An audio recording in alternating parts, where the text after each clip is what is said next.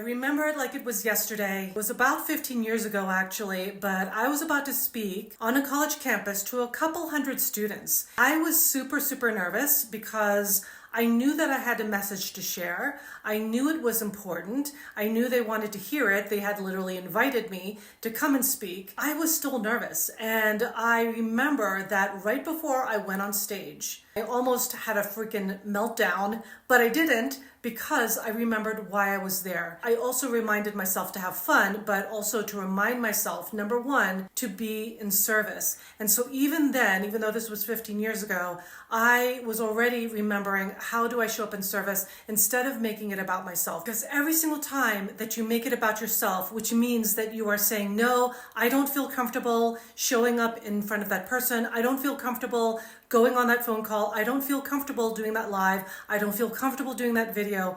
Every single time you say that, you take yourself out of service. When you say, you know what, I feel all the feelings and I'm scared as all heck to show up and be myself and be visible and seen and heard for whatever reasons, and I'm going to show up. When you do that, you are in service. I went on to speak at various college campuses and universities, speaking to hundreds of college students at each given time on the topic of empowerment. Now my topic of empowerment is on a global, universal level, and I'm really here to help the spiritual leaders, those who are actually leading right now, really taking the action right now, and the spiritual entrepreneurs who are actually showing up and doing the work and being in service through their offerings and services and products so that the world can transform and heal. And the reason why this is so important right now is because there's so much going on, so much war, so much discord, so much strife, so much distraction. Your work is so needed in this world,